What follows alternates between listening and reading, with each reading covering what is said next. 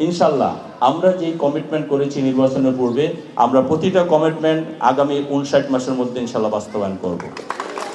আমাদের বছরে দুইটা ঈদ, এই দুইটা ঈদে যখন আমরা জামাত করি, ঈদগাহে এসে জামাত করি, আর এটা ইসলামের দৃষ্টিতে এটাই মঙ্গল যে ওপেন মাঠে যদি আমরা ঈদের জামাতটা করি।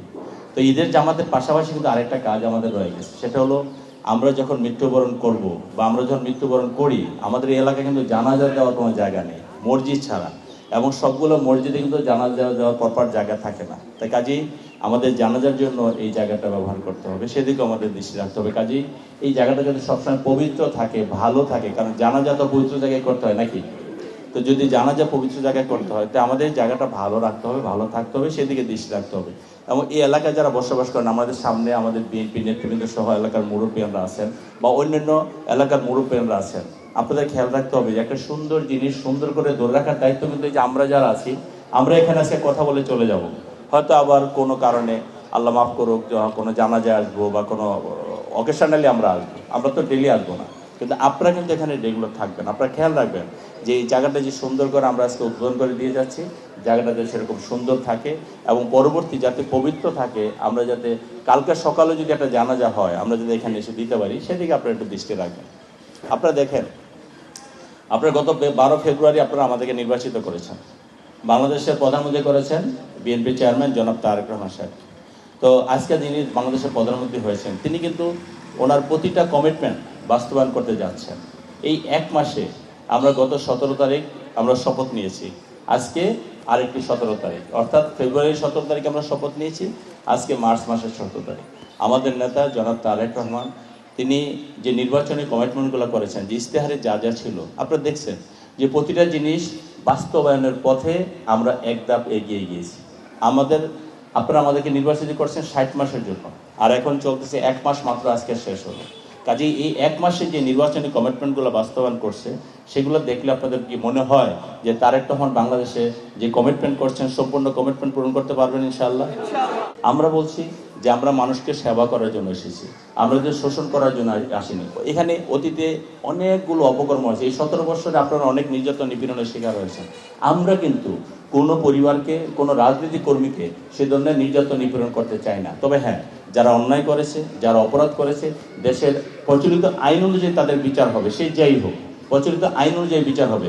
কিন্তু কেউ অন্য মতাবলম্বী বলে আমরা তার উপর নির্যাতন নিপীড়ন করবো না। যেই নির্বাচন নিপীড়নের শিকার আমরা হয়েছি, এই আপনার সামনে যারা বসে আছেন এবং এখানে যারা আমরা বসে আছি, সবাই আমরা জেল খেটেছি, আমরা নির্যাতন নিপীড়নের শিকার হয়েছি।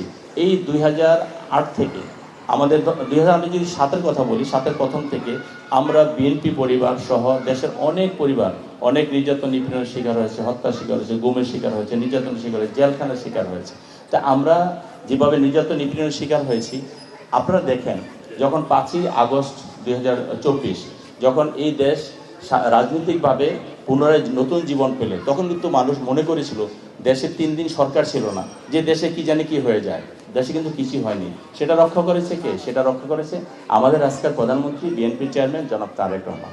আওয়ামী লীগের মুখেও কথা শুনেছেন আপনারা যে যেদিন আওয়ামী লীগ ক্ষমতাচ্যুত হবে 5 লক্ষ লোক মারা যাবে, এই কথাগুলো বলেছেন আওয়ামী লীগ। এগুলা তোফায়েল সাহেব বলেছে, কাদের সাহেব বলেছে, এই কথাগুলো বলেছে। কিন্তু 5 লক্ষ না, 5 জন লোক কি মারা গেছে? যায় না। এটা কার জন্য যায় না? এটা এই অবস্থাটা ধরে রেখেছে আমাদের আজকের মাননীয় চেয়ারম্যান, আজকে বাংলাদেশের প্রধানমন্ত্রী জনাব তারেক রহমান। কারণ তিনি জানে যে আমরা যে নির্যাতন নিপীড়নের শিকার হয়েছি, অন্যরা যাতে কারণ নির্যাতন নিপীড়নের শিকার না হয়। জিয়া পরিবার যে নির্যাতন নিপীড়নের শিকার হয়েছে, অন্যরা যাতে সেই নির্যাতন নিপীড়নের শিকার না হয়। এই দেশের জন্য জিয়া পরিবার কি না করেছে? দেশের স্বাধীনতা এনেছে, পরবর্তীতে দেশনেত্রী বেগম খালেদা জিয়া 3 বারের প্রধানমন্ত্রী ছিলেন, এই দেশকে আজকের পর্যায়ে এগিয়ে নিয়েছে।